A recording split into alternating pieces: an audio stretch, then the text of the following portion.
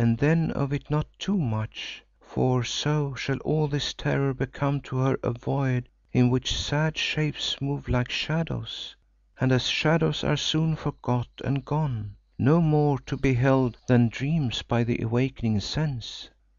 Stand aside, Allan, and you women leave us for a while." I obeyed and the women bowed and went. Then Ayesha drew up a veil and knelt down by the bed of Inez, but in such a fashion that I could not see her face, although I admit that I tried to do so. I could see, however, that she set her lips against those of Inez and, as I gathered by her motions, seemed to breathe into her lips. Also she lifted her hands and placing one of them upon the heart of Inez, for a minute or more swayed the other from side to side above her eyes, pausing at times to touch her upon the forehead with her finger tips. Presently Inez stirred and sat up, whereon Ayesha took a vessel of milk which stood upon the floor and held it to her lips.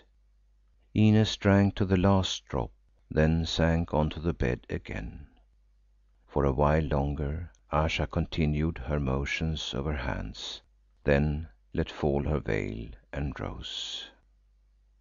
"Look, I have laid a spell upon her," she said, beckoning to me to draw near.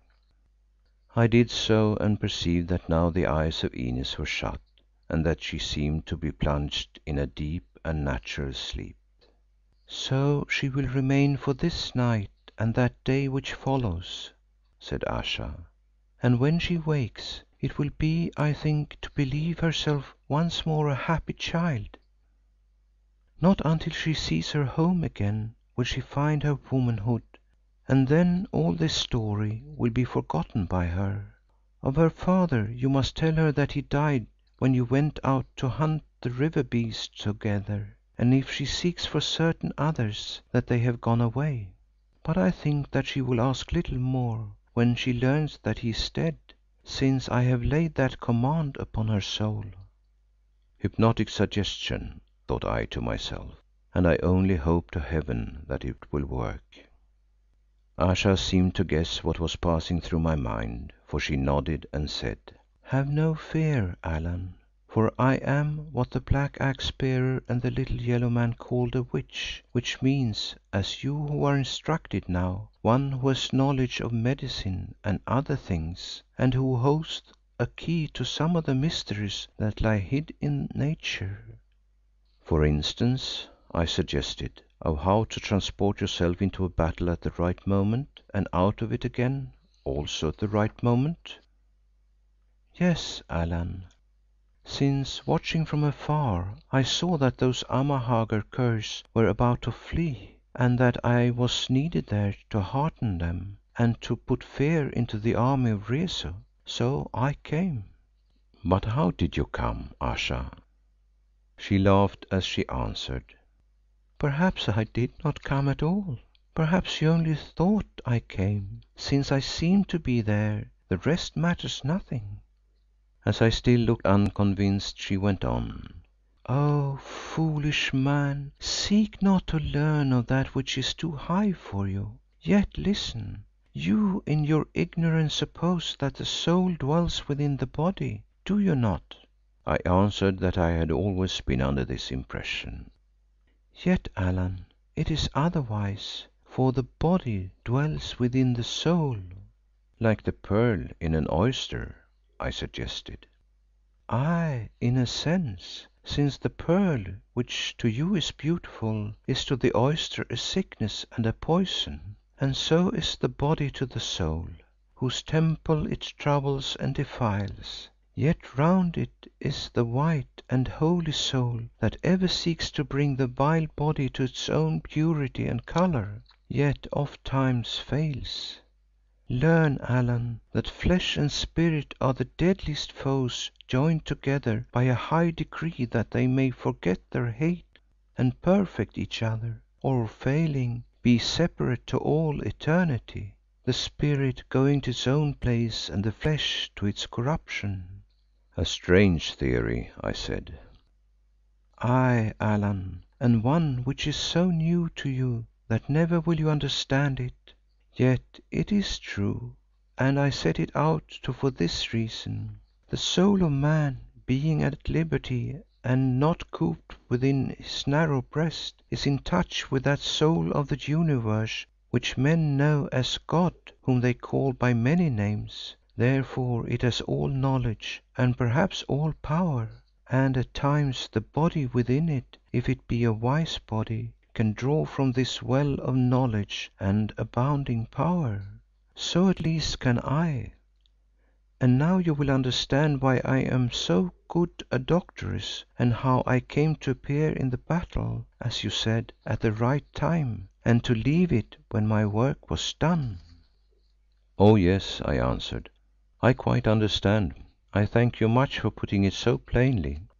She laughed a little, appreciating my jest, looked at the sleeping Inez and said, "The fair body of this lady dwells in a large soul, I think, though one of a somewhat sombre hue, for souls have their colours, Allan, and stain that which is within them. She will never be a happy woman." "The black people named her Sad Eyes," I said. "Is it so? Well, I name her Sad Heart, though for such often there is joy at last. Meanwhile she will forget. Yes, she will forget the worst and how narrow was the edge between her and the arms of Rezu." "Just the width of the blade of the axe in Kosika's," I answered. "But tell me, Ayesha, why could not that axe cut and why did my bullets flatten or turn aside when these smote the breast of Rezu?" "Because his front armour was good, Allan, I suppose," she replied indifferently, "and on his back he wore none." "Then why did you fill my ears with such a different tale about that horrible giant having drunk of a cup of life and all the rest?" I asked with irritation. "I have forgotten, Allan. Perhaps because the curious, such as you are, like to hear tales even stranger than their own, which in the days to be may become their own. Therefore you will be wise to believe only what I do, and of what I tell you, nothing." "I don't," I exclaimed exasperated. She laughed again and replied, "What need to say to me that which I know already? Yet perhaps in the future it may be different, since often by the alchemy of the mind, the fables of our youth are changed into the facts of our age, and we become to believe in anything, as your little yellow man believes in some savage named Zikali, and those Amahagger believe in the talisman round your neck, and I who am the maddest of you all, believe in love and wisdom, and the black warrior Umslopogaas believes in the virtue of that great axe of his, rather than in those of his own courage and of the strength that wields it. Fools every one of us, though perchance I am the greatest fool among them. Now take me to the warrior Umslopogaas, whom I would thank as I thank you, Allan, and the little yellow man, although he jeers at me with his sharp tongue, not knowing that if I were angered, with a breath I could cause him to cease to be."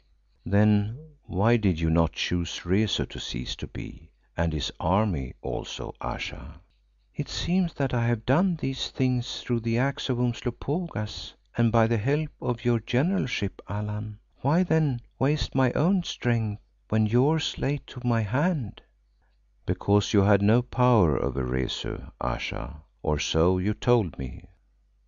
"Have I not said that my words are snowflakes, meant to melt and leave no trace, hiding my thoughts as this veil hides my beauty?